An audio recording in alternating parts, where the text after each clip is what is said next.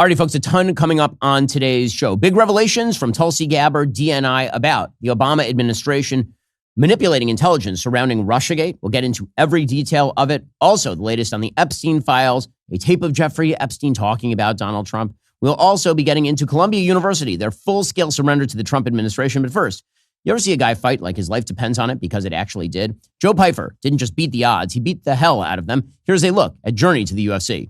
I don't care what you did in your career the last 5 years. What are you going to do tonight? Be fired up to fight. Try to finish the fight. If you want to get into the UFC and this is where you want to be Joe Pyfer. Pyfer left home at 16. He spent the next few years homeless, bouncing around. The pain that I know that kid went through and overcame, if you want to beat him, you got to kill him. The second you lose, everybody forgets you. I wasn't ready to be forgotten.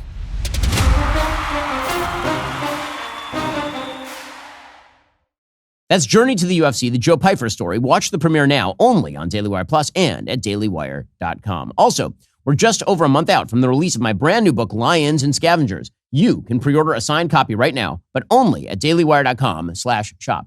It's not just a book. It's a rallying cries against the lies and the liars who poison our culture. The scavengers are not going to like it. Don't wait to secure your signed copy. These won't be available forever. Go to dailywire.com/shop today.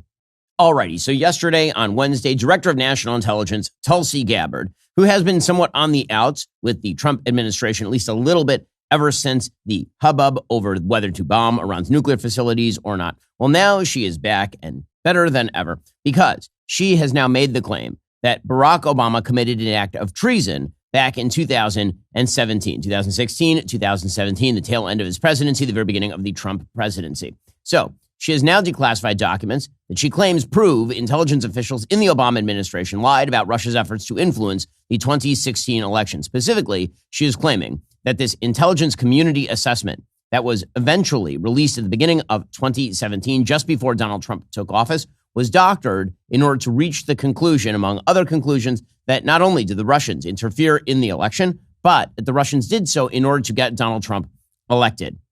She had a lot to say about this. Here is what she had to say. She said, Obama's IC, the intelligence community, created an intelligence assessment that they knew was false. There is irrefutable evidence that detail how President Obama and his national security team directed the creation of an intelligence community assessment that they knew was false. They knew it would promote this contrived narrative that Russia interfered in the 2016 election to help President Trump win, selling it to the American people as though it were true. It wasn't. Yeah, she says that she is now going to refer Barack Obama and others in the administration for criminal investigation by the DOJ. Here's what the DNI had to say. Do you believe that any of this new information implicates former President Obama in criminal behavior? We have referred and will continue to refer all of these documents to the Department of Justice and the FBI to investigate the criminal implications of this. For even former President Obama? Correct. And then she added that Barack Obama might be guilty of treason, which is a specific statutory charge. Do you believe President Obama is guilty of treason? I'm leaving the criminal charges to the Department of Justice. I am not an attorney, but as I've said previously, when you look at the intent behind creating a fake manufactured intelligence document that directly contradicts multiple assessments that were created by the intelligence community, the expressed intent and what followed afterward can only be described as a years-long coup and a treasonous conspiracy against the American people, our republic, and an attempt to undermine President Trump's administration. Okay, so today we're going to go through what exactly the accusations are, what is the document that she released, and to support the idea of criminal charges, because many things, as always, can be true at once. One, the Obama administration clearly meant to undermine the incoming Trump administration through rumor, innuendo, and nonsense compiled into an intelligence community assessment about Russia and Trump, laying the predicate for 4 long years of Mueller investigation trash. That can be totally true. Also, it can also be true that Tulsi Gabbard isn't really releasing anything new right here. And the administration lately has formed a pattern of, shall we say, overselling what they are doing, and thus justifying people on the right and the left saying, well, then where's the goods? Meaning, if you're going to accuse Barack Obama of treason, and if you believe that's well-based, and then there is no actual prosecution that takes place, a lot of people are going to be a little bit perturbed. They're going to say, okay, well, thanks for the information. We knew a lot of this all along, but if there's no follow-up, if nothing actually comes of this, then where precisely is the there? And this is a problem that we've had with regard to the Epstein files, obviously, because Pam Bondi, among others in the administration, radically oversold what the administration had and what they were going to do, and then none of that happened. And then people were very disappointed and upset. And again, I don't blame people for being disappointed and upset when Pam Bondi oversold a thing and now has created this ruckus around President Trump. Well, Tulsi Gabbard going after Barack Obama here, again, on a moral level, justified. On a legal level, it does create the necessity to actually do something that I don't think is going to be actually fulfilled. And it puts more pressure on the AG, on the Attorney General, to do a thing that the Attorney General almost certainly is not capable of doing legally. So we're going to get into all of the accusations because, again, all of these things can be true at once. The most shocking part of what Gabbard released yesterday, it's a House Intelligence Committee report. And the most shocking part of it that she discusses is that the Russians clearly had negative information on Hillary Clinton they did not drop during the 2016 election cycle, which undermines the claim, pretty obviously, that they wanted Trump to win. If they wanted Trump to win, then in the last days of the election, when Trump was narrowing the gap, they really should have dropped all of the dirt they supposedly had.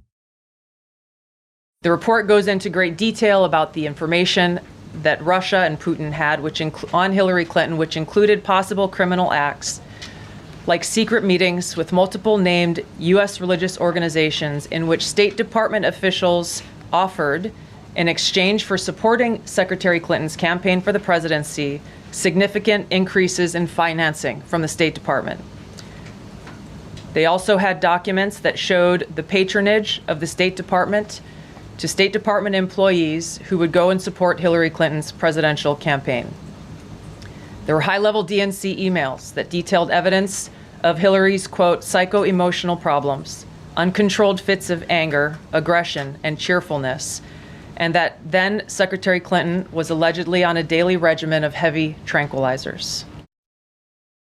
Okay, so she's putting all of that out there. Democrats, of course, are very annoyed with all of this because they say, okay, well, that's Russian information supposedly about what Hillary Clinton's health condition was, but we don't have that confirmed. And so now you're doing rumor and innuendo by putting out a bunch of stuff that wasn't actually confirmed by the intelligence community and all of the rest. So let's go through what's actually here, what the timeline was, because you can see, again, it is absolutely true that the Obama administration, from the middle of the summer and on in 2016, tried to create a massive narrative surrounding President Trump, and then after he won, his incoming administration suggesting that they were tools of the Russians.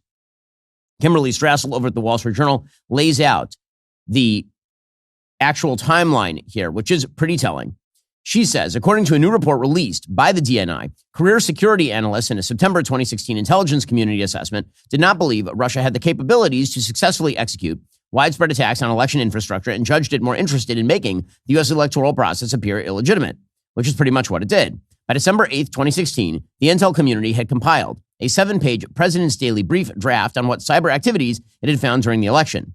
That presidential daily brief cited the intelligence community's low to moderate confidence assessment that Russia was involved in the compromise of an inadequately protected Illinois voter registration database. It also cited high-profile Russian cyber-enabled data leaks during the election that probably were intended to cause psychological effects like undermining the credibility of the election process and candidates. That draft was supposed to be published the very next day. Hours after that presidential daily brief was circulated, the FBI, led by James Comey, sent curt word it would be drafting a dissent and asking it be removed from the list of authors. A DHS official asked exactly what was going on.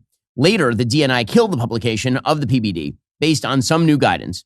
We now know from former special counsel John Durham that this time period coincided with Comey seizing on the infamous Steele dossier. The next day, December 9th, and this is the key date, the Obama White House gathered together its national security principals to talk about a sensitive topic, including former DNI James Clapper, former CIA Director John Brennan, FBI Deputy Director Andrew McCabe, Attorney General Loretta Lynch, and others. After the meeting, Clapper's assistant sent out an email titled POTUS Tasking on Russian Election Meddling, asking DNI officials to create an assessment per the president's request. Now, again, that is unusual. Usually, the way you do intelligence assessments, as Strassel points out, is you look at the available intelligence, and then the intelligence community filters it, double checks it, and then they create an assessment. You don't have the president saying, I want you to reassess the information that you've already put into this intelligence assessment. So that is unusual.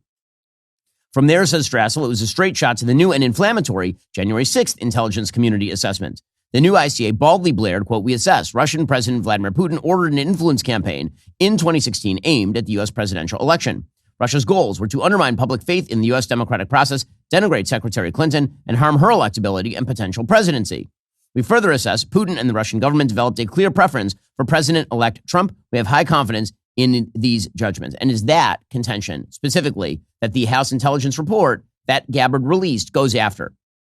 So again, when I say there's an oversell happening, the oversell is that there was no Russian election meddling. There clearly was Russian interference in the election. The question is why they did it. So the ICA, that assessment from January 6th suggested that they did it to help Trump and to hurt Clinton. And that, of course, was the line retailed for the next several years and even up till today by Democrats and their friends. That probably is not true, according to this House Intelligence Report. In fact, there is good information that not only is it not true, that essentially the Obama administration went back and doctored the intelligence in order to achieve that effect. All right, well, the Obama administration certainly inserted itself in discussions about Russia and Russiagate to corrupt effect. And this is just another reason why giving the government more power, kind of a problem. Are you aware of House Bill Section 702? It extends the rights of government agencies to legally monitor American citizens without requiring a warrant. Congress just renewed it for another 2 years. While we should demand better privacy protections from our government, it's also important to take steps to protect yourself in the meantime. One significant way your privacy is compromised is through your browsing history. Your internet service provider tracks every website you visit, and if you live in America, they can legally share your data with other companies and government agencies. That's where ExpressVPN comes in. ExpressVPN is a virtual private network that reroutes all of my internet activity through secure encrypted channels. This means no one, not government entities, data brokers, even my ISP, can access my online activity. I use ExpressVPN all the time. Obviously, I've been on the road a lot. That means I'm using public Wi-Fi. Well, it's nobody's business what I'm doing online. ExpressVPN hides your IP address, the number that identifies you online, and allows data brokers to create a profile of your activities. It's also incredibly user-friendly, requiring just one tap to activate across devices. We need to demand a better government, sure, but until we can change what is happening in our country, protect yourself the way I do with ExpressVPN. And right now, if you go to expressvpn.com/Ben, you can get 4 extra months of privacy for free. That's expressvpn.com/Ben to get yourself an extra 4 months for free. Again, expressvpn.com/Ben. Also, I went to Italy recently. I got to tell you that the food over there is just insane. I mean, like unbelievably good food over in what used to be called the Jewish ghetto. They have these kosher restaurants. They're just great. But here's the thing. I can't get that stuff here until Cook Unity. Cook Unity brings together over 160 award-winning chefs creating global cuisines that arrive ready to eat at your door so you can get all of the authentic dishes you're craving with convenience. Their ever-expanding menu adapts to your dietary needs. So whether you're adventurous or you have specific requirements the way I do, there's always something new to discover. Cook Unity's chef lineup has Food Network favorites, James Beard Award winners, and restaurateurs whose names you'd recognize from the best dining scenes across the country. Lena Elkouzi is one of Cook Unity's great chefs if you're looking for plant-based holistic foods, or Jean Zalusi if you're looking for a more modern European meal right here in the U.S. What makes all the chefs special is how they strike that perfect balance between exciting, bold flavors and genuine nutrition, crafting each meal by hand, delivering it fresh to your door without ever hitting the freezer. It's restaurant-quality cooking designed for your everyday life. People on my team have been ordering from Cook Unity, and they're telling me the flavors are like amazing. They're able to order in specific detail. Get what you're craving. Try the freshest, best-tasting meal delivery made by your favorite celebrity chefs. Go to cookunity.com/BenFree or enter code BenFree before checkout for free premium meals for life. That's free premium meals for life by using code BenFree or going to cookunity.com/BenFree. Terms and conditions apply. Go to cookunity.com for details. Okay, so now we get into the House Intelligence Report. And again, we've laid out the timeline. The timeline was that essentially there was not intel strong enough to really suggest that the Russians preferred Trump to Clinton, and that's why they were doing what they were doing, as opposed to just screwing around with our elections, which is something they've been doing for literally longer than I have been alive. It's something that the Russian government has been doing since the days of the Soviet Union. So those House oversight files were released yesterday. And here is what the House oversight files say, quote, most ICA judgments on Russia activities in the U.S. election employed proper and analytic tradecraft and were consistent with observed Russian behavior. Okay, so right off the bat, that House intelligence report that was released, again, by Tulsi Gabbard yesterday, says that the vast majority of what was in that ICA was not in fact false, was not in fact doctored. There were certain specific sections that were seriously problematic, and those are the things that we're going to get into. The key judgments found to be credible include President Putin ordered conventional and cyber influence operations notably by leaking politically sensitive emails obtained from computer intrusions too. Putin's principal motivations in these operations were to undermine faith in the U.S. democratic process and to weaken what the Russians considered to be an inevitable Clinton presidency. Okay, so this is different from the Senate intelligence report. So there was a Senate intelligence report that came out about the same time as this House report. The House report was classified. The Senate report was not, so we knew about it at the time. That Senate report suggested that Putin interfered in order to help Hillary Clinton. The House report says, actually, the information suggests that Obama and team doctored that up and gussied it up in order to come to the conclusion that Putin was trying to help Trump as opposed to screwing around with our election process to undermine faith in American elections. That House report says Putin held back leaking some compromising material for post-election use against the expected Clinton administration. And again, this is what the House intelligence report focuses specifically on. So, can the charge that the Obama team basically exaggerated and doctored the claim that Vladimir Putin wanted Trump to win, can that sustain the burden of, say, a treason charge? Now, again, we'll get to the legal specifics in a bit. Treason's an actual criminal statutory charge. Very difficult to make the claim that Barack Obama, in dealing with the intelligence community, is not protected by executive immunity. That case, Trump versus the United States, likely puts Obama's actions in the category of at least presumptive immunity and maybe total immunity because the executive has tremendous power over the sorts of people who he runs. But according to this report, in contrast to the rest of the ICA, the judgment that Putin developed a clear preference for candidate Trump and aspired to help his chances of victory did not adhere to the tenets of analytic standards. The director of CIA ordered the post-election publication of 15 reports containing previously collected but unpublished intelligence, 3 of which were substandard, containing information that was unclear, of uncertain origin, potentially biased, or implausible, and those became foundational sources for the ICA judgments that Putin preferred Trump over Clinton.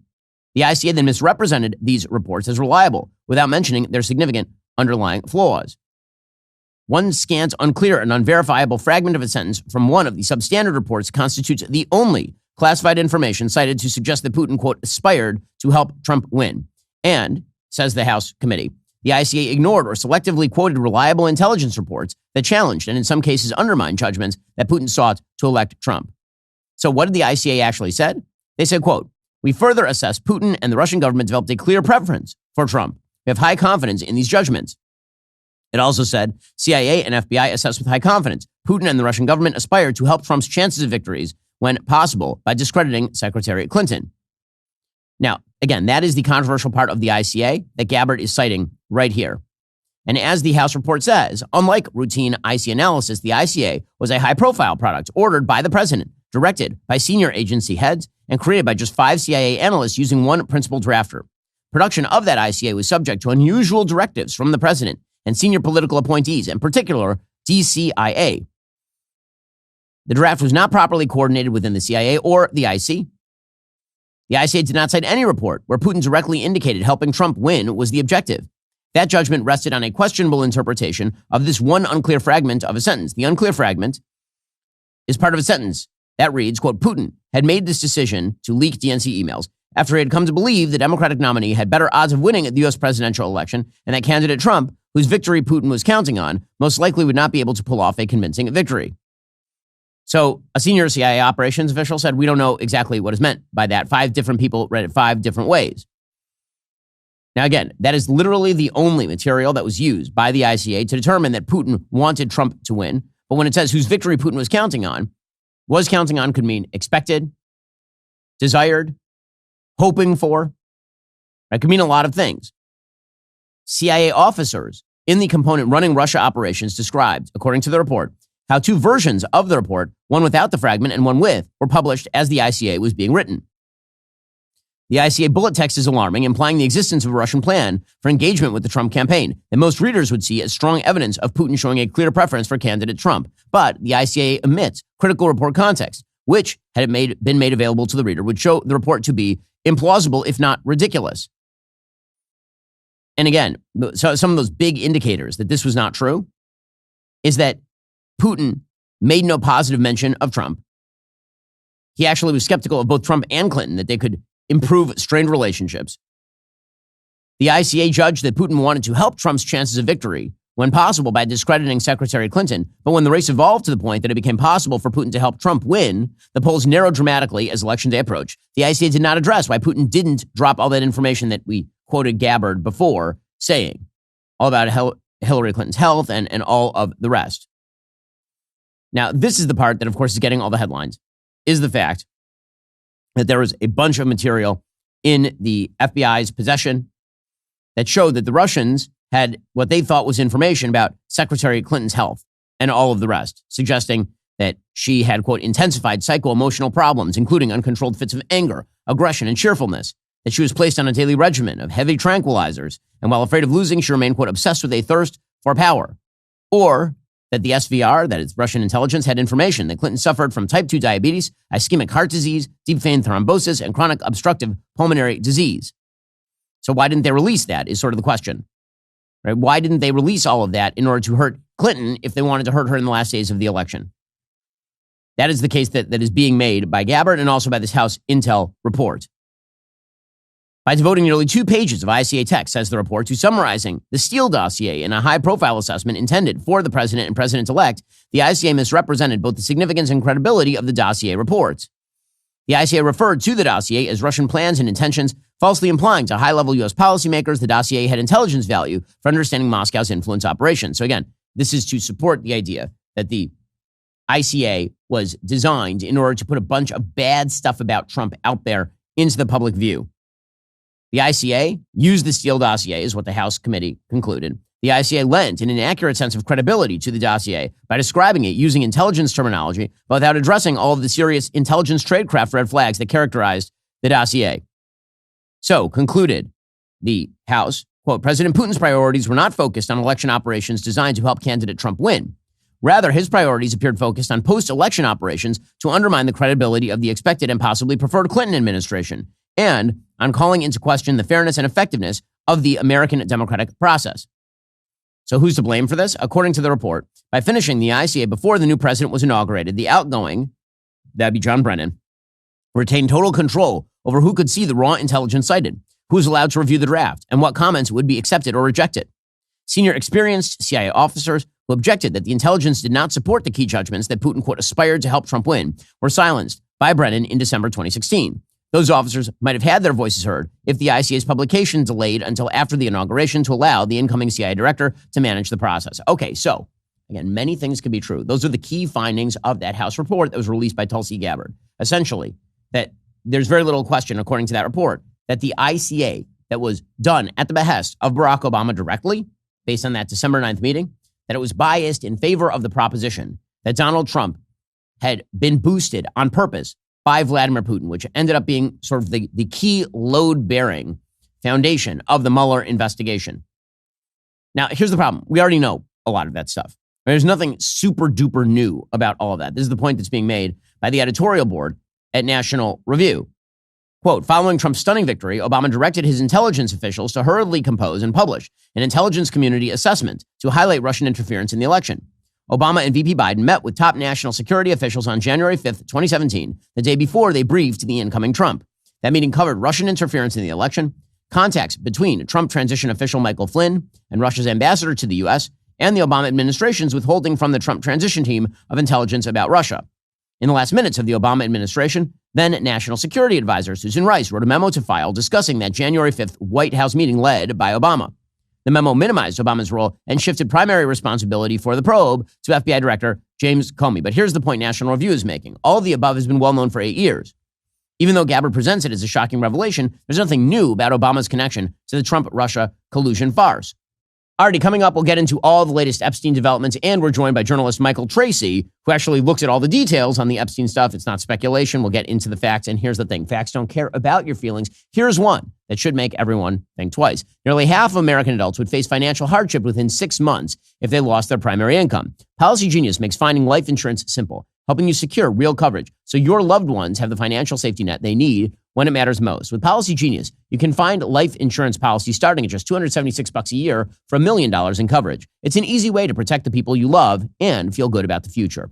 Again, life insurance, really, really important. One thing is going to happen to all of us. It is death. Make sure that your family is protected for when that piano falls on your head or something. And you get it done now. You don't have to worry about it later when you can't worry about it. Policy Genius is the country's leading online insurance marketplace and helps you compare quotes from America's top insurers in just a few clicks and find your lowest price. Their team of licensed agents walks you through the entire process step by step, handling paperwork, advocating for you while clearly laying out all your options, coverage amounts, prices, terms with no guesswork. With thousands of 5-star reviews on Google and Trustpilot, Policy Genius has earned customers' trust by helping them find the best policy fit for their needs. Do not wait for a crisis to realize you're unprotected. Head on over to policygenius.com/Shapiro. Compare top-rated life insurance policies. Get your lowest quote. Make a smart move in under 10 minutes. That's policygenius.com/Shapiro. Also, I have this incredible tool. It gives me real-time insights into my metabolism through something as simple as my breath. It's called Lumen. Lumen is the world's first handheld metabolic coach. All you need to do is breathe into it first thing in the morning. You'll know exactly what's happening with your metabolism, whether you're burning fats or carbs. Based on your measurements, Lumen creates a personalized nutrition plan just for you. Since your metabolism is basically the engine behind everything your body does, when it's working really well, you get all kinds of great benefits. You'll find it easier to manage your weight. You'll have more energy throughout the day. You'll see better results from your workouts. You'll sleep better. It all connects back to that healthy metabolism. The warmer months are coming. Spring back into your health and fitness. Go to lumen.me/Shapiro. Get 10% off your Lumen. That's lumen.me/Shapiro for 10% off your purchase. Thanks to Lumen for sponsoring this episode. Make your health better today. Lumen.me/Shapiro. Get 10% off your purchase. Again, that's lumen.me/Shapiro and get 10% off and start making your metabolism stronger. Make your health better. You'll be using it and it'll make your life, again, that much healthier. It's time. Lumen.me/Shapiro. Get 10% off your Lumen. lumen.me/Shapiro. Get 10% off your purchase today. Okay, so what exactly is new here? Well, again, the answer here is not particularly a lot. Special Counsel John Durham, who was tapped by the Trump first DOJ, that's the first administration, to investigate the origins of the Trump-Russia collusion narrative, spent 4 exhaustive years on the probe. As his 306-page report concludes, the Clinton campaign was principally responsible for fabricating the story. The FBI was recklessly irresponsible in opening a full investigation, using the dossier in court without rudimentary verification steps. This is still true. Okay, so the question is whether there is anything that's sort of new here.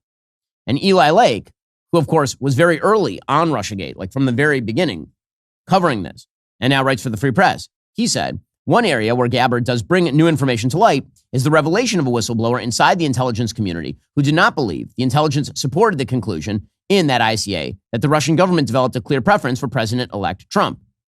But that is not even the first time that issue has been raised, according to Lake. The 2018 report from Republicans on the House Permanent Select Committee on Intelligence also found the intelligence did not support that assertion. All these are important points for the historical record. They hardly amount to the treasonous conspiracy Gabbard is accusing Trump's political opposition of fomenting. Okay, so again, 2 separate questions. Did Obama do something wrong? Absolutely yes. Was it horrifying? Absolutely yes. Was the Obama administration attempting to undermine the incoming Trump administration? Absolutely yes. Is there a lot of new stuff? There's some. Is it enough to justify the kind of charges that the Gabbard is now saying that her own government should make? Is she putting Pam Bondi in a bad position, the AG, by suggesting openly the prosecutions are coming? This is the problem with overselling. This is the problem with overselling. All of this should see the light of day, of course. And much of it was already known. Russiagate is one of the worst scandals in American history. It really is. Because having an administration and a deep state dedicated to undermining the president of the United States for 4 years is insane. And of course, we've seen many of these sorts of scandals, unfortunately, over the course of the last 10 years. It's why institutional trust does not exist anymore between Russiagate, between BLM summer, when we were led to believe that there was a vast attack on Black Americans of all stripes by law enforcement, culminating in a massive Ferguson effect, where law enforcement should stop doing its job, from COVID, which was, in fact, a cover-up by the WHO, the origins of COVID, a cover-up involving Anthony Fauci, the actual treatment of COVID, a cover-up involving everybody from Pfizer to the national government, to, of course, the cover-up of Joe Biden's health. I mean, the number of massive, serious cover-ups and manipulations taken by people at the top levels of American government are insane. So, of course, it is fully justified, and not only justified, necessary for people like Gabbard to expose all of this. The problem comes when you oversell, because once you oversell, you end up putting your own administration in a bad position because people want actual prosecutions. People want an outcome from all of this. None of this, by the way, undermines what Gabbard is saying here. So Gabbard was questioned about Senate Intelligence Committee findings. So again, there was a Senate Intelligence Committee. On that committee sat Secretary of State Marco Rubio. And here she was basically saying that Senate Intelligence Committee, she's not responsible for it, and kind of dodging the question a little bit. The Senate Intelligence Committee spent several years looking into this and unanimously agreed in a bipartisan fashion, Secretary of State Rubio was a member of that committee, that there was no political interference.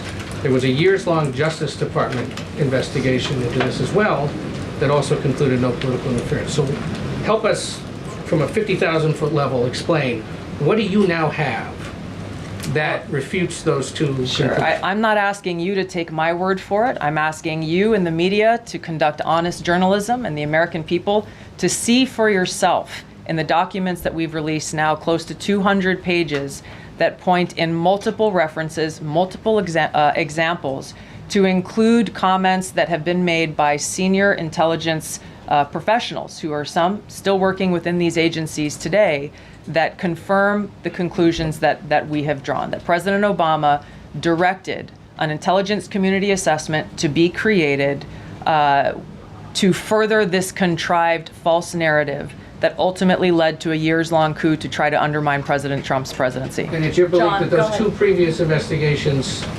missed that or covered it up? I'm telling you to look at the evidence. Look at the evidence, and you will know the truth. Okay, so she is essentially saying that the House report is better than the Senate report, which is totally fine. The House report may, in fact, be better than the Senate report. Caroline Leavitt, the White House press secretary, she says that Barack Obama knew that the Russian collusion stuff was a hoax, and she is right about this. The truth is that President Trump never had anything to do with Russia, and the Russia collusion hoax was a massive fraud perpetuated on the American people from the very beginning. And the worst part of this is Obama knew that truth. Okay, so again, she is right about all of this. All of this can be right. Now the question becomes, is this an oversell? Is this an oversell? Because the problem is, when you oversell, you end up underdelivering. And when you underdeliver, then people get very, very angry at you. So are you setting up the administration for a win, or are you setting up the administration for a loss here? Because when you say that you're referring, for example, to the DOJ for possible prosecution, Pam Bondi now has a check on her desk that she has to cash. Is she capable of cashing that check? We've already seen a situation in the Epstein files where Pam Bondi went way out over her skis, claiming that she had the Epstein files on her desk, that she was looking at all of this, that there were tens of thousands of hours of tapes, there were 1,000 victims, and all of the rest. And then when the DOJ and FBI looked at the evidence and came up with their actual final assessment, people were justifiably pissed because they said, okay, you promised us X and you're not delivering X, so what the hell? This is the problem here. Playing a short-term game where you oversell in order to earn points with the public or with the media or inside the administration, that is not the right move. Again, what she's doing here is great. I'm glad that she's revealing all of this information, and much of it we already knew. There's some of it we didn't, and I think it's totally worthwhile for us to discuss all of this. Listen, I wrote an entire book called The People versus Barack Obama about all the different ways in which the Obama administration violated the law during President Obama's presidency. And those ways are myriad.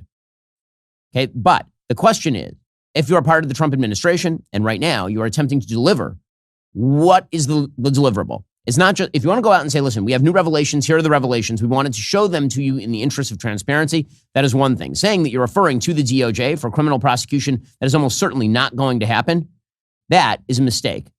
That is a large-scale mistake that could have repercussions down the line. The rule in politics, as in business, as in life, under-promise, over-deliver. Don't over-promise and then under-deliver. Okay, speaking of the Epstein case. So, a judge in Florida has now denied the DOJ's request to release the Epstein transcripts. That is no surprise. Grand jury testimony is generally sealed for a reason, the answer being that a lot of that testimony is non-credible or unverifiable and may mention people who are innocent. And so judges very often will keep that grand jury testimony under wraps unless there is some sort of compelling national interest in revealing that grand jury testimony. This is nothing shocking. U.S. District Court Judge Robin Rosenberg said she was legally barred from releasing the records from Florida grand juries that investigated Epstein in 2005 and 2007 under guidelines governing the secrecy of those proceedings. She concluded in her 12-page opinion that court rules allow disclosure of such material only in limited circumstances, according to the Washington Post, and the government's rationale for unsealing those transcripts, the strong public interest in the Epstein case, was not one of them. The court's hands are tied, the judge wrote. Rosenberg acknowledged the government had made requests for similar material that remained pending before 2 federal judges in New York, where federal grand jury secrecy rules are less rigid, but not without significant restrictions. So it's possible you could still see these released by a federal judge in New York. Meanwhile, Representative James Comer of Kentucky is arranging for Ghislaine Maxwell, who is Epstein's paramour, girlfriend, and procurer, allegedly, to be deposed next month under congressional subpoena from the federal prison in Florida, where she is currently serving a 20-year sentence.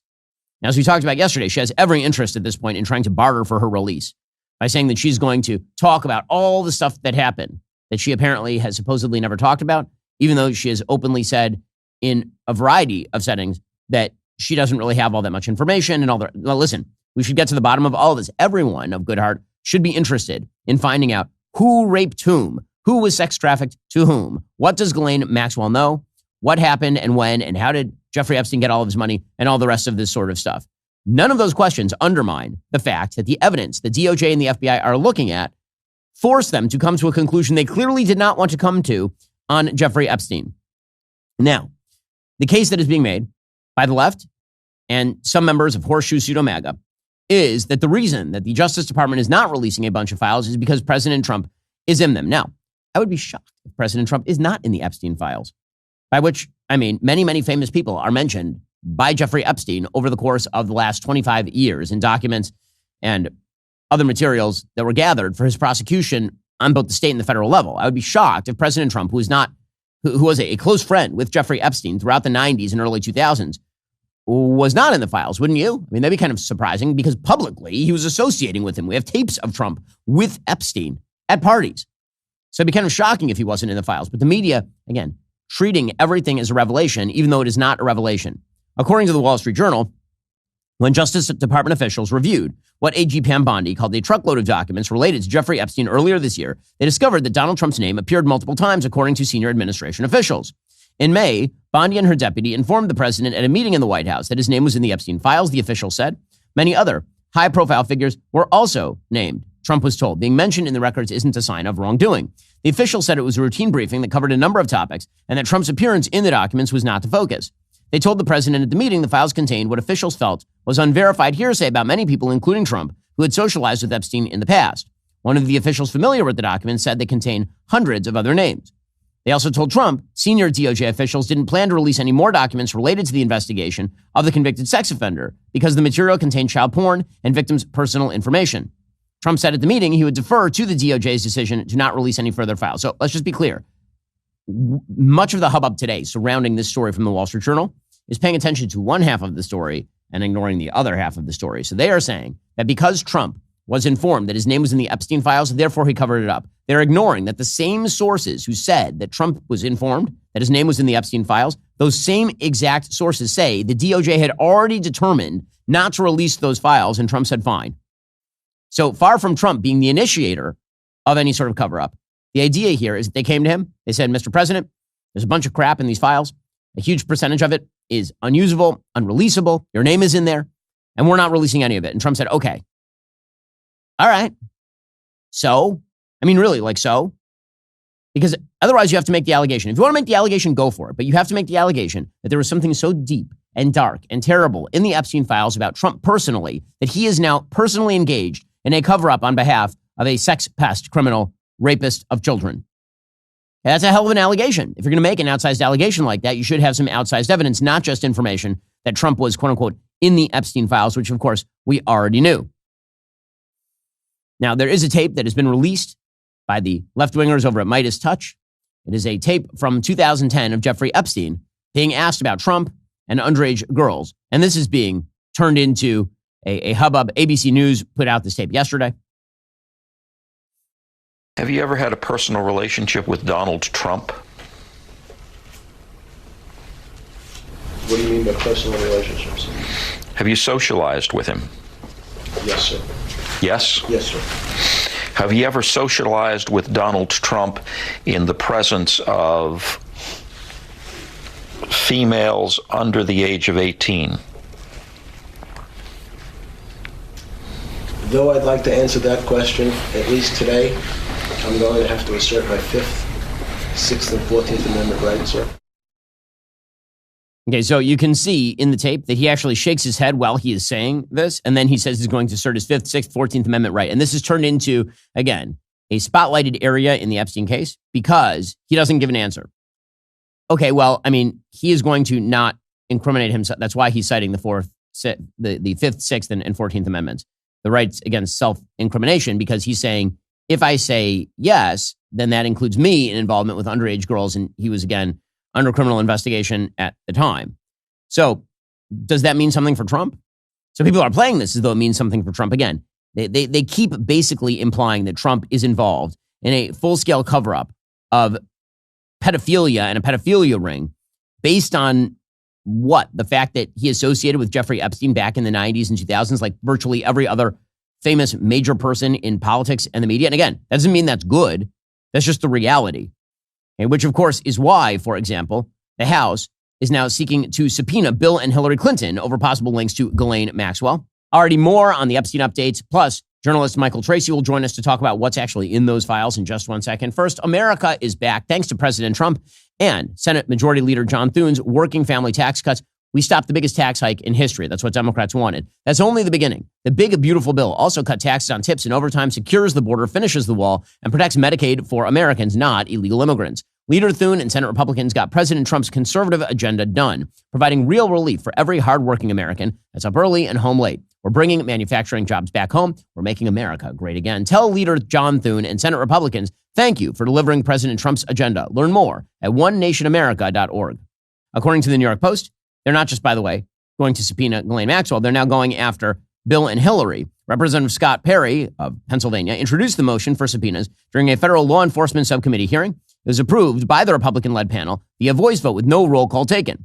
The Clintons and several former top DOJ officials, ex-FBI Director James Comey, one-time special counsel Robert Mueller, former Attorney Generals Loretta Lynch, Eric Holder, Merrick Garland, Bill Barr, Jeff Sessions, and Alberto Gonzalez were included in the list of subpoenas sought by Perry in order to expand the full committee's investigation into Miss Maxwell. So the House Oversight Committee is going to issue a bunch of subpoenas. The former president, who has not been accused of any wrongdoing in the Epstein case, claimed he had no idea Epstein and Maxwell were sex trafficking minors. Apparently, Epstein visited the White House at least 17 times, beginning shortly after Clinton was sworn into office in 1993. So you could just as easily make the case that the Biden administration was covering up everything related to Epstein in order to protect Bill Clinton and Democrats as you can that Trump was covering up something to protect himself.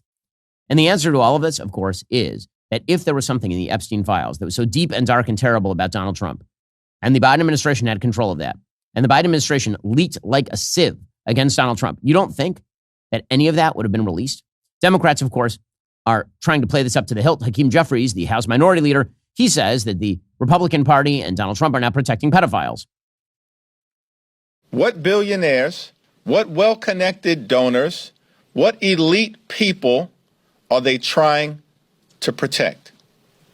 Why haven't Republicans released the Epstein files to the American people? It's reasonable to conclude that Republicans are continuing to protect the lifestyles of the rich and shameless, even if that includes pedophiles. Yeah, again, it's unbelievable to me that Democrats are playing this cynical a game, except that this is what they do for a living. Tulsi Gabbard, DNI, for her part, she says she has seen no evidence that Epstein was connected to intelligence. So none of the original findings that were released a couple of weeks ago that led to this large-scale political conflagration, none of those findings have actually been challenged from anybody who's seen the total evidence at this point. Here's Tulsi Gabbard yesterday. On Jeffrey Epstein, can you rule out that he was connected in some way to any kind of intelligence, either foreign or domestic? I haven't seen any evidence or information that reflects that. If anything comes before me that changes that in any way, support the president's statement loud and clear. If any credible evidence comes forward, he wants the American people to see it. Okay, so we'll have to see what comes out from all of this. Suffice it to say that once again, virtually all of this is a result, and this is why I think that everybody should be careful of what DNI Gabbard is calling for in terms of prosecution of Obama. Don't oversell the case. Don't oversell it. None of this would have happened if members of the Trump administration had not oversold what they thought was there and then basically pants themselves, because it turns out that they said there was no there there.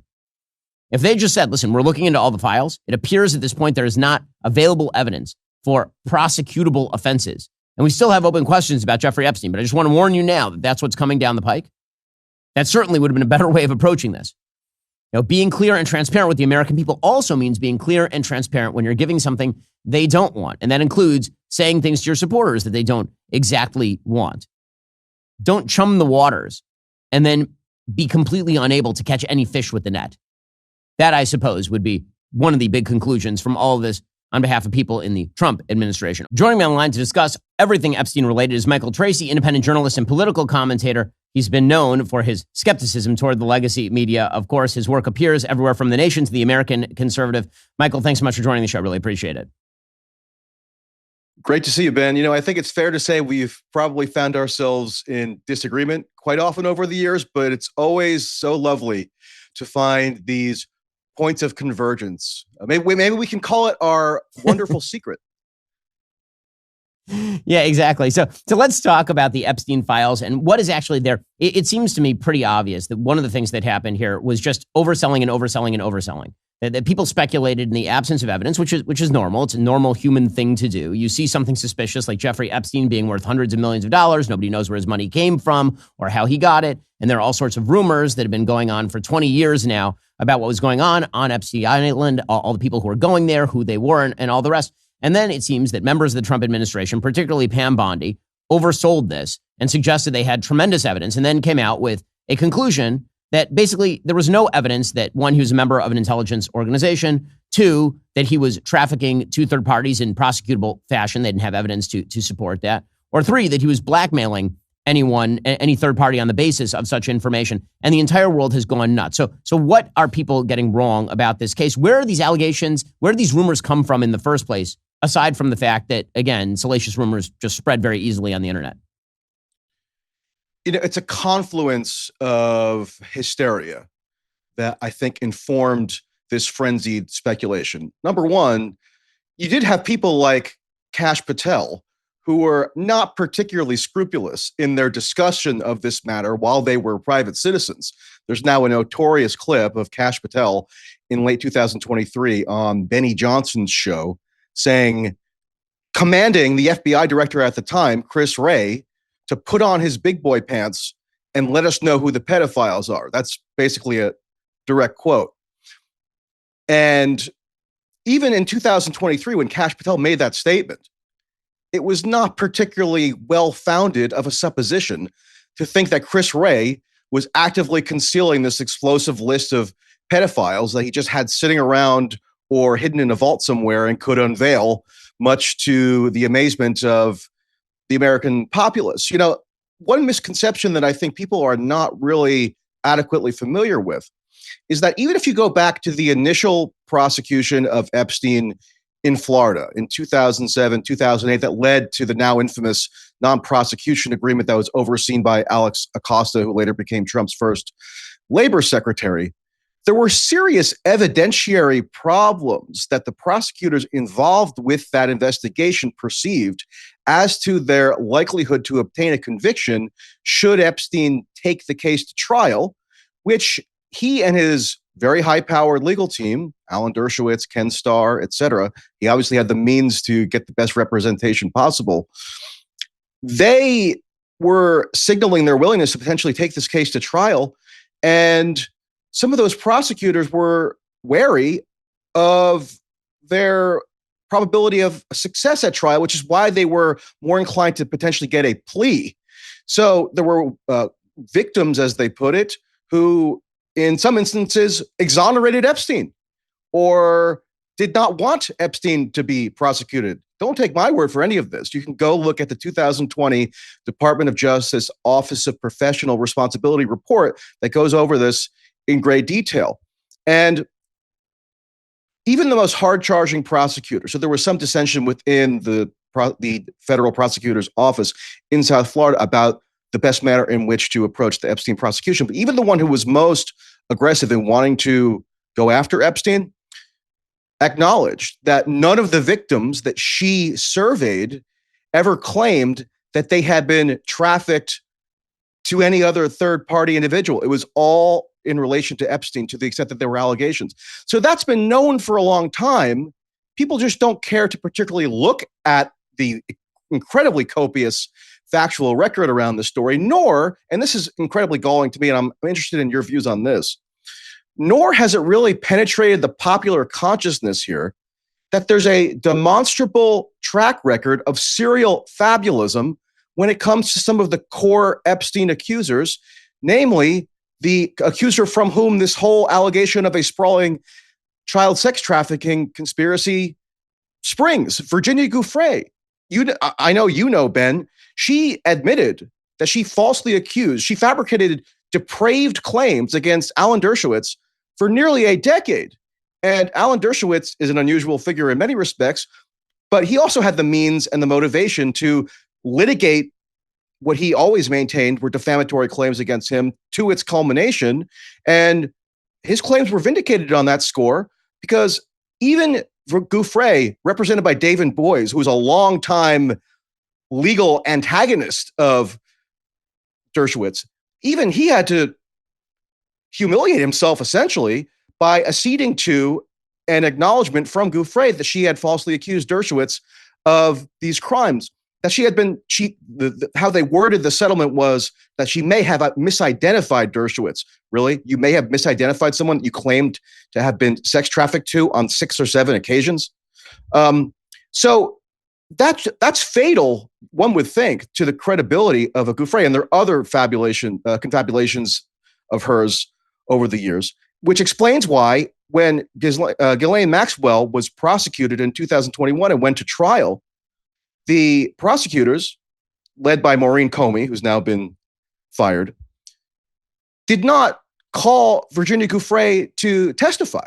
They called 4 witnesses, 4 purported victims, who none of whom ever claimed that they had been trafficked to a third-party prominent individual. And I think you'll agree, Ben, that to the extent people are inflamed by this story or that perceive that there's a cover-up, what they think is being covered up is that there's a child sex trafficking ring that implicates all these prominent individuals, whether it's Bill Clinton, Donald Trump, Bill Gates, whomever, and that's being covered up. But I guess what I would say is that, yes, there was fevered speculation that was sort of ginned up by people in the Trump administration and people in the right-wing media ecosystem, some on the left as well. But on top of that, the factual basis for a lot of what people so confidently claim they believe to be true has always been faulty if you do the slightest dispassionate empirical evaluation of the story. So, Michael, the big question I think that people have, and I think the reason that they are so incensed about this entire case is because very often people don't look at these cases at a granular level. They don't read even, as you say, the court records. They don't actually check the evidence. They instead get a sort of gestalt of the case. And that gestalt is sort of like an ex-post version of the case, like 140 characters, this case in 140 characters. And one of the elements that people remain very skeptical of and have open questions about, I think justifiably, is where the hell Jeffrey Epstein got his money. So there are a lot of questions about Les Wexner and Leon Black, people signing hundreds of millions of dollars over to Jeffrey Epstein for money management. And then it appears that Jeffrey Epstein, at least according to Leon Black, took some of that money. Now, why was he getting those amounts of money? This leads people to believe that the only reason you would do that is because you're being blackmailed. And so if he was blackmailing them, maybe he was blackmailing others. That sort of that situation with Wexner and Black particularly is used as sort of the gateway into the rest of the theory about Epstein. What do you make of Black, Wexner, where Epstein got his cash? Well, first, just in terms of how people absorb information about this story, you're right. They're absorbing the most kind of tantalizing snippets that they consume on social media or in popular media, or, for example, on Netflix. There's a hugely popular Netflix documentary on this that came out in 2020. I think one of the problems, and I'll address the issue of Epstein's wealth in a moment, but one of the problems with this, with the public perception, is that it really is informed by a lot of popular media that was overly credulous toward the purported victims. That did not identify that there was an obvious financial incentive for the purported victims, who I'm not disclaiming have any claim to have been harmed whatsoever in every respect. But still, there's a very clear incentive for these people to have dramatized their claims or made the most maximalist versions of their claims. Because you know why? Especially upon Epstein's death, by way of his estate and then by way of settlements with J.P. Morgan and Deutsche Bank, an enormous amount of money became available for self-identified victims to petition for. And under the terms of these settlements, quite unusual and quite remarkable, the victims were permitted to file claims for remuneration up to $5 million with the Epstein estate in a format that was non-adversarial and confidential. So they were not going to be cross-examined, and they were not going to be publicly disclosed. So there was no downside reputational risk if they, let's say, inflated some of their claims in order to maximize their prospects of obtaining the largest possible financial settlement. And when people watch Netflix, there's Netflix documentaries, none of this context is given, nor are the demonstrable confabulations of some of the victims that they feature noted, because this a lot of the renewed interest around the story did flow from Me Too. Julie K. Brown, the author of that Miami Herald series that really reinvigorated the Epstein story, actually, she claims, inspired prosecutors to go after him again after the non-prosecution agreement in the 2000s. Me Too has a large cultural role here, and of course, what's like a central tenet of Me Too? Believe victims, believe women. I thought people on the right were supposed to be skeptical of those mantras, but oddly on this subject, they seem to have bought into the Me Too mentality in certain respects. And so, but I'm willing to acknowledge or concede anything that is demonstrably within the factual record. I want to be as evidence-based as possible. And so it's easy to see why people are so intrigued and titillated by the story, why there's been such a sustained fascination with it. And one of the components is Epstein's wealth. Would I love for there to be a full forensic audit of every aspect of Epstein's wealth, like where he stored it? Were there overseas accounts? Seems probable. I mean, this guy was an international jet setter who did consort with an astonishing array of prominent individuals, whether it was former Israeli Prime Minister Ehud Barak or the British royal family. I mean, this is known. And so it would not shock me at all if we still lack the full contours of the information as to how he accumulated that wealth. So I'm all in favor of maximum disclosure, transparency, but there is a lot on the record. It's not a total mystery. We do know that he got in with Wexner, who was at that point one of the most wealthy people in the United States. He owned Victoria's Secret. That's probably how Epstein ended up cavorting with Donald Trump, because they both, shared, let's say, an interest in attractive young models. Trump was a beauty pageant proprietor, so it's not that unfathomable that he would have crossed paths with Epstein in this regard. So in terms of the wealth, I mean, look, if I say anything that can be construed as positive about Epstein, it's not because I'm trying to defend the morality of the man or make an ethical argument in favor of him in any real respect. But I think there is some evidence that he had some skill and intelligence in terms of financial management. I mean, he was recruited into Bear Stearns, having been a math teacher with no college degree, because I think he demonstrated some acuity in complex financial maneuvers that were in high demand on Wall Street at the time. Was that the only factor? Perhaps not, but it was certainly one of them. He made partner, or he had a senior level, a relatively high level position in Bear Stearns, in his early to mid 20s. And then he went out on his own and kind of marketed himself as somebody who had this exclusive clientele of extremely high worth individuals, perhaps people with $1 billion or more in 1980s dollars. So that's a very rarefied clientele. And perhaps he developed this relationship with Wexner, and maybe there are some shady dealings there that ought to be more illuminated. I'm all in favor of that. I just object to the logical leap that people are so excited to take without ample factual basis and suggest that we know, where it's somehow just proven that the sources of those wealth can be tied to some international blackmail or intelligence operation. I mentioned that OPR report, or the DOJ report. So in 2020, after the public outrage or the renewed public interest in this story, the DOJ did a very comprehensive report about that NPA, a non-prosecution agreement in 2007, 2008. They interviewed Acosta at length. They interviewed anybody that they could find who had a DOJ association. And there's an incredible footnote in that report that you never hear mentioned or rarely hear mentioned, because what people who believe the most maximalist version of the story want to believe is that there was like an Israeli intelligence component or CIA or whatever nefarious purposes. And I don't necessarily deny that it's totally implausible. I don't believe, rather, that it's totally implausible that Epstein could have interfaced with like Israeli intelligence, people with some connection to Israeli intelligence over the years, because he had this known association with Ehud Barak. When he was a former prime minister at that point, but when he was prime minister, he would have overseen the Mossad and so forth. So, I mean, look, let's just like stick to what's plainly known in the public record and like draw inferences from there. However, Alex Acosta is quoted widely with people among people who have this more like conspiracist maximalist view as having made this infamous statement that was reported in the Daily Beast in 2019 that Epstein, quote, belonged to intelligence. And that's why Epstein was given this quote unquote sweetheart deal in the mid to 2000s. Now, interestingly, in terms of the sweetheart deal, again, misconceptions around that as well, because one of the reasons why the feds interceded is because there was consternation about how the local authorities in South Florida were handling the case.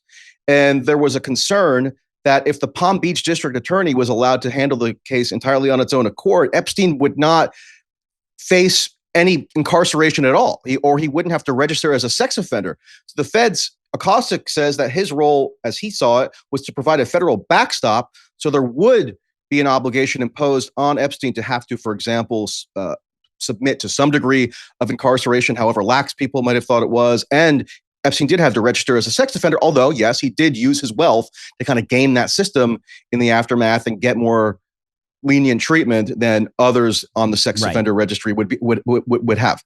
And so, but in that OPR report, Acosta is asked directly, did you have knowledge that Epstein had any association with intelligence at the time that this plea agreement was being negotiated? And Acosta, under oath, under penalty of perjury, says the answer is no. And I mean, all these podcasts that are proliferating that talk about this issue, do you ever hear that quoted? Like, okay, if you want to use the hearsay quote. In fact, when I mentioned that to other podcasters on this particular topic, they will then say, well, he was put under DOJ to make that statement. So it's kind of an incredible ouroboros of misinformation on this particular topic, ignoring the actual evidence on the record in favor of things that are not in evidence in order to substantiate the theory. And I think that this is where things blow up for the Trump administration on this particular issue, because the people who are put in place to investigate this are, as you mentioned, people who are very open to the idea that there was this giant conspiracy, to say the least. Now, you mentioned Kash Patel, the head of the FBI, Dan Bongino, the deputy director of the FBI, Pam Bondi, the attorney general. These are the people who, if there were a conspiracy, would be the most likely people on planet Earth to uncover it, expose it, and then talk about it openly, obviously. And instead, they come to the opposite conclusion. And the conclusion that people, yes, right, and the conclusion that people then come to is,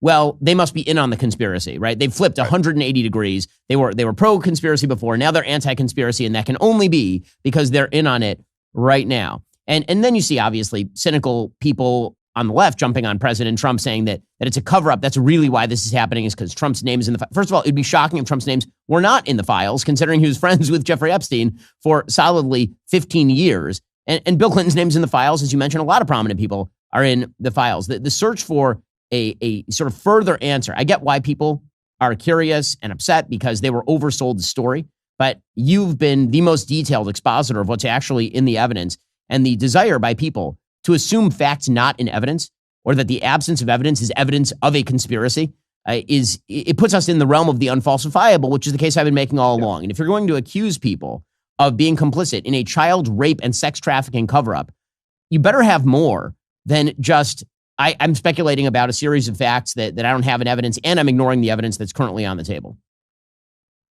Yeah, one area where you and I would traditionally disagree in general is probably on Israel or U.S. foreign policy, where I've been much more critical of U.S. foreign policy in relation to Israel than you. But now I'm experiencing this bizarre phenomenon where people who ordinarily would think that they would agree with me on Israel now assume that I'm like secretly covering for Israel or that I've been compromised by Israel. And that's why I have the views that I do around the Epstein thing, because of course, Israel's sway within the American political system can be explained by sexual blackmail networks, as though like that's the most coherent explanation for the role that Israel plays in US politics. And so like, yeah, you can never win. There's an unfalsifiability here.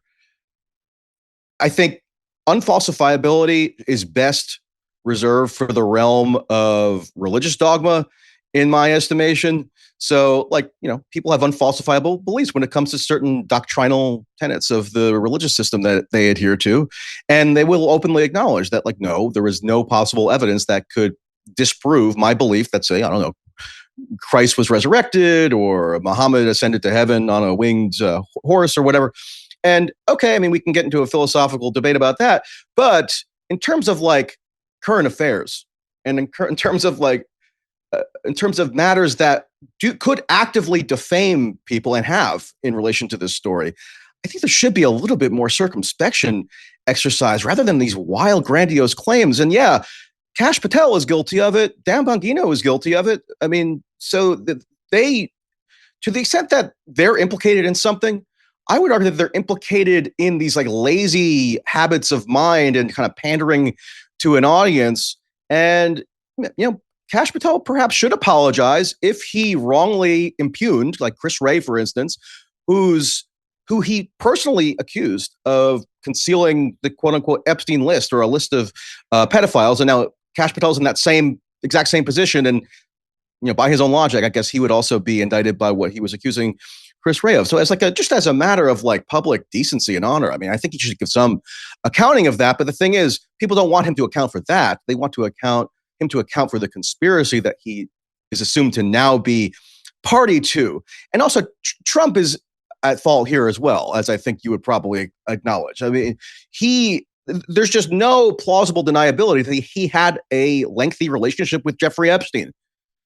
There's been photos and videos making this known for years. Obviously, to the extent that there's an Epstein file, and we also have like semantic confusion what that would even consist of. I mean, there was this anticipation engendered that the Epstein file will be like a consolidated Excel spreadsheet listing all the people to whom Epstein trafficked minors or something.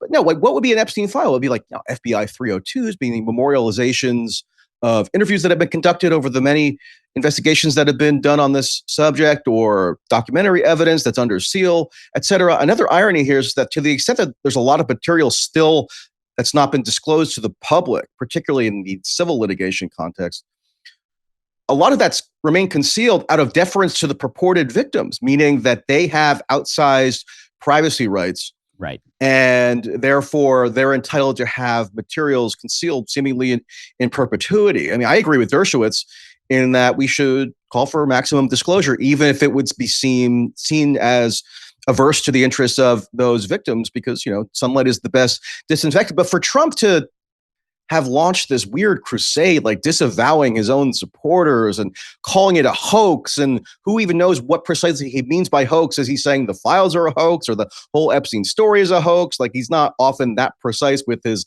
language. Maybe if he were a lawyer, maybe he would be a bit more legalistic, but he's a reality TV show host and entertainer. And so he just kind of talks in sort of maybe sometimes ambiguous generalities. But yeah, I mean, if I were advising Trump, which I'm not, but if I were advising him, I would say just be open about it. Like, yeah, you attended social functions with Jeffrey Epstein. Perhaps you did send him a birthday letter. I mean, they want to just deny that. I find it implausible that the Wall Street Journal would have fabricated something. But I think, to do this routine where it appears as though you have something to hide just gives fuel, douses this whole thing with additional fuel to the fire. I mean, I agree with you. To be fair to President Trump, I will say that when he was asked about the Epstein files in 2024, he said there was a bunch of crap in there also. He said, I want to do full disclosure, but he did actually say there's a bunch of stuff in there that is non-credible and all the rest. And you can understand his frustration, because from his perspective, he's had a very successful month. He had the one big beautiful bill. He struck Iran's nuclear program. He's pushed forward with apparently there's an impending peace between Azerbaijan and Armenia. Like there's a bunch of stuff actually happening in the world. He got a settlement from Columbia University, and everybody on his side, on the internet at least, is talking about the Epstein files. And he's like, guys, this is all old. Why are you bothering me about all of this? And Michael, I think this is where we can sign off on this. Well, what this says about sort of the American body politic right now is that there is a very large scale incentive structure that has been constructed, particularly online, to suggest that there is an elite cadre of people who run your life. And those elite cadre of people who run your life are probably in league with Satan. And so any conspiracy theory that sort of ties into that is going to become incredibly popular online. And this is not to say that there aren't conspiracies, because clearly there are conspiracies. Clearly there are people who get together, and there's evidence of those conspiracies where they get together and they do things, right? This is a point that Karl Popper has made. To pretend there are no conspiracies is silly, but usually we can tell there's a conspiracy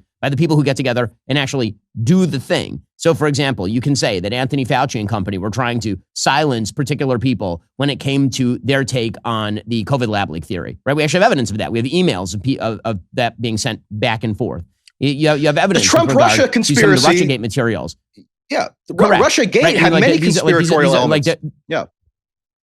Exactly. So it is not to deny that conspiracies exist, that we're talking about this, but it is to say that if you are going to allege a conspiracy, especially one of this magnitude, that should require some evidence as opposed to just speculation. And there is something dangerously awry when people are so enthusiastic for the narrative that they are perfectly willing to simply ignore any and all evidence that is put in front of them and assume that absence of evidence, again, is evidence of the conspiracy itself. Yeah. And as you may recall, Ben, I was a very early skeptical chronicler of what came to be known as Russiagate, or Russian interference in the 2016 election. I gained a lot of followers and supporters on the right, even though I had been seen as having been on the left, because I viewed this as a essentially unfounded conspiracy theory to undermine Trump that had been generated by elements of the national security apparatus, CIA, FBI, NSA, to basically criminalize differences in foreign policy views. And so there was a time when, people on the right and even in the Trump administration tended to really like me. And, but political dynamics can be fickle over the years. And now people think that I'm more hostile to Trump. It doesn't particularly matter. But that's all to say. I mean, there is this ever-present instinct of conspiracism in the body politic. And has it been amplified by the internet and accelerated by the internet? Sure. But there were times when, during the Bush administration, George W. Bush, shocking numbers of Democrats believed in some variation of like a 9/11 truth theory, meaning that Bush was involved or complicit, not just negligent, but complicit in the perpetration of the 9/11 attacks. Trump Russia, or Russiagate, you had supermajorities of Democrats believing not just that there was quote unquote Russian interference in the election, meaning that somebody with some connection to some potential Russian state actor bought some social media bots and put out stupid stuff on Twitter, but that Putin tampered with the actual voting systems and it illicitly stalled Trump into office to subvert the American electoral system. So these beliefs are very common. And one thing I remember hearing from like embittered Democrats or people on the liberal left when I was critical of the Russiagate narrative was them saying to me, where there's smoke, there's fire. So you can always like postulate the existence of some smoke. You can also always throw spaghetti at the wall and come up with all these disparate data points that you say must add up to something, even if you don't have a coherent theory for what they really add up to, or like how one X leads to Y. I mean, some of these people really should probably go and take a rudimentary philosophy, like 101 class or something. It can be helpful. You mentioned Karl Popper. He gifted us that concept of unfalsifiability that actually is a helpful sort of heuristic for evaluating news events. And then on Epstein, there's another component here, because like the online right in particular really does have a certain need to be perpetually speculating that there is not just elites who are oppressing us, but that there's an illicit child sex trafficking ring, and like society is fundamentally ordered by or governed by the assumed existence of satanic child sex trafficking rings. QAnon, Epstein has a much more tangible, factual predicate than QAnon, but like there were similar elements with QAnon in terms of what was fundamentally understood by people who believed in that to be the ultimate explanation, which is that there was, the Democrats were doing pedophilia essentially. And so, yes, I do think, I'm probably more sympathetic to you with some critiques that could be made about the control that elites exert over society. However, I think that the obsession with the critique by virtue of child sex trafficking accusations or everything is pedophilia, everybody who we disagree with politically must be a sexual predator, I think that often tends to be a serious non sequitur and ironically enough kind of discredits a sound or more rational critique that could be made of how elites conduct themselves or maybe, divert resources or mismanage things or elites are real. I mean, elites do have power. Elites can be scrutinized journalistically and otherwise. But I just think that what elites probably love the most is that people are so obsessed with this pedophilia stuff because it's a total distraction. Well, that is Michael Tracey. Again, you can check out his work at mtracy.net. He's been diving into everything Epstein related in actual detail and looking at the actual evidence. So even if you disagree with his take, you ought to go read it. Michael, really appreciate the time. Thanks a lot, Ben. Enjoyed it. Okay, meanwhile, President Trump must be extremely annoyed by all of this, truly annoyed, because the victories keep coming for him on a wide variety of scores. According to the New York Post, the Trump administration has now won unprecedented concessions from Columbia University in a sweeping settlement, with the Ivy League university paying more than $220 million and pledging to reverse racially discriminatory practices and resolve civil rights violations against Jewish students, according to the New York Post. Now, there's a bunch of other stuff here. The monetary payment is not the biggest deal because Columbia, of course, has tons of money. The real issue here is what Columbia does going forward. Well, apparently, Columbia now has to agree to submit to independent monitoring to ensure it's complying with merit-based hiring and admissions requirements, which is excellent. That's good. Having an independent oversight board looking at Columbia and saying, you don't get to do affirmative action. You don't get to discriminate against Asians or Jews or whites or whomever. That is a good thing. The resolution comes just 4 months after negotiations between Columbia and Trump. Now, Harvard continues to try to fight Trump. Columbia is looking for an off-ramp as well. They should. Columbia will fork over about $20 million to Jewish employees who are discriminated against. Also, they're sharing relevant data on foreign applicants with the U.S. government, meaning that if they have brought in students on student visas who have, say, terror support in their resume, they will now hand that over to the U.S. government, which is good. They're going to implement a ban on masked protests, which, of course, is excellent as well, because masking at protests is a great way for students to avoid culpability for violating the law. They're going to maintain a trained security force, and they're going to cooperate with the NYPD as opposed to limiting the ability of local law enforcement to actually enforce the law. Disciplinary matters have been moved to the purview of the Office of the Provost from the Faculty Senate, which, of course, is also a good thing. It means direct responsibility for oversight of discipline, moving from the Faculty Senate, which is a left-leaning body, over to an actual office inside the Columbia employees. All of this is good and a big win for the Trump administration. So what that means is that the $400 million in research grant money and $1.2 billion of frozen federal funding yanked from them will be returned. Now, again, Harvard could do the same thing. This is how the Trump administration is getting things done.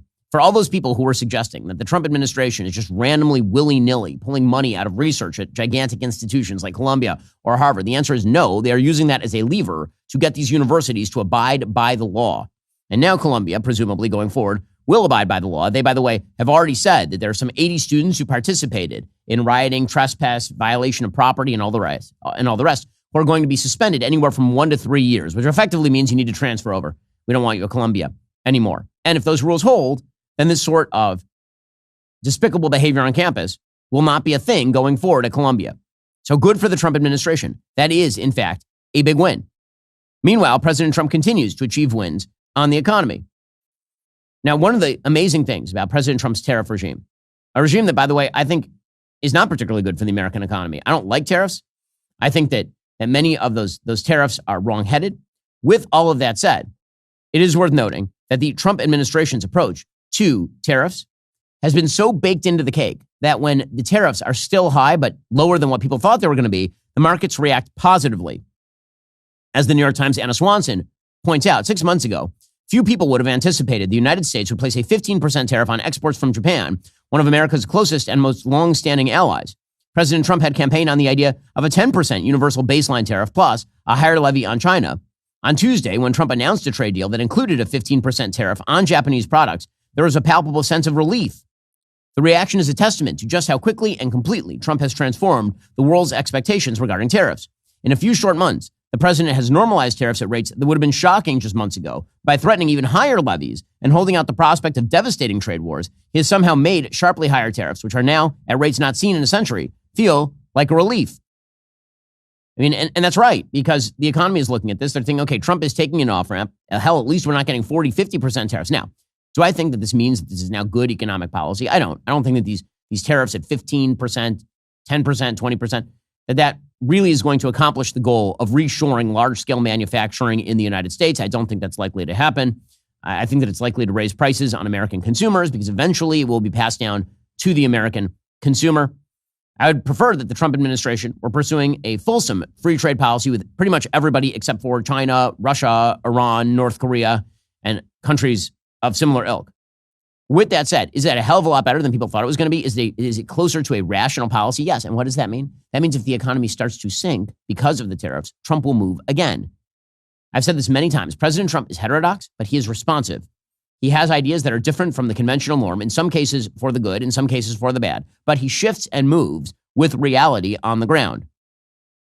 And I think the markets know that, which is why they remain relatively sanguine, why the stock market is at all-time highs, despite all of this kind of tomfoolery that President Trump has been engaging in, economically speaking. The EU, for its role, is now trying to negotiate an outline trade agreement with the Trump administration in which it would accept 15% tariffs on most exports to the United States. Again, the EU basically wants like a 2-page agreement. I think this is right. The way to negotiate with President Trump is not to negotiate every single detail of a trade agreement.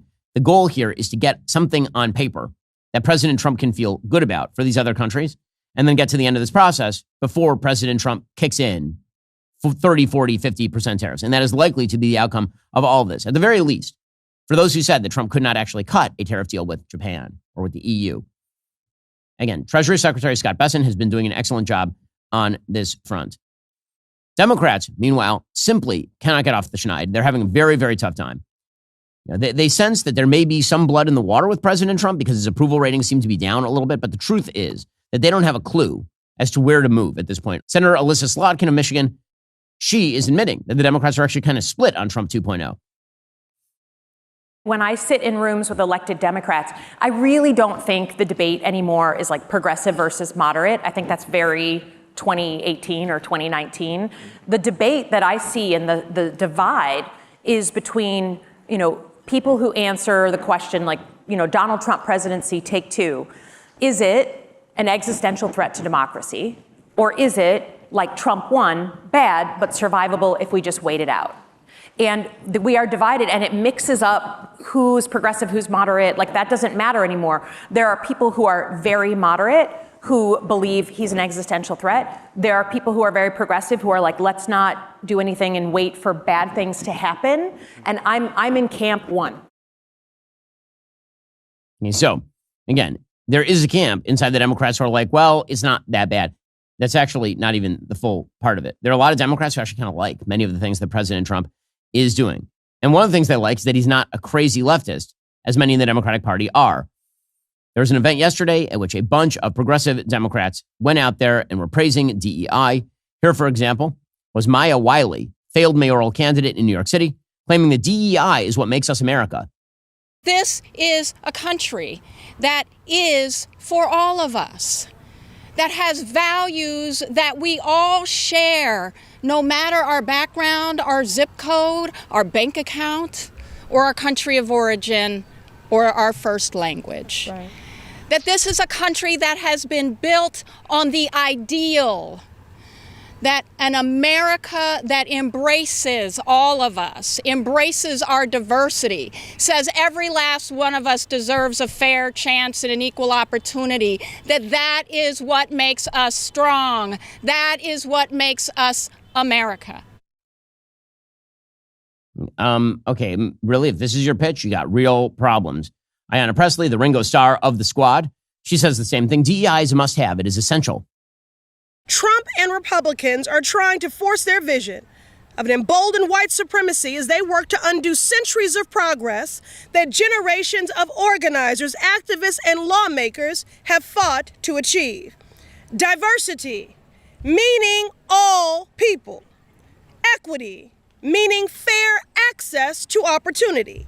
And inclusion, having a pathway to upward mobility to realized dreams. Diversity, equity, and inclusion is not a nice to have, it is a must have. It is essential. It is essential to ensuring our children, all our children, are afforded a better future than their ancestors were forced to endure. So until the Democrats dissociate from this kind of radicalism, this insane notion that anytime there is a group inequality in outcome, that must be a result of inequity, they're going to lose and lose and lose and lose. And again, this is why President Trump is so frustrated right now. He probably had, aside from the Epstein stuff, the most successful month of his presidency, and everybody is all up on him about stuff that frankly is outside of his control. And so no wonder he is annoyed. Alrighty, folks, the show continues for our members right now. We'll be talking about this Brian Kohberger murder case.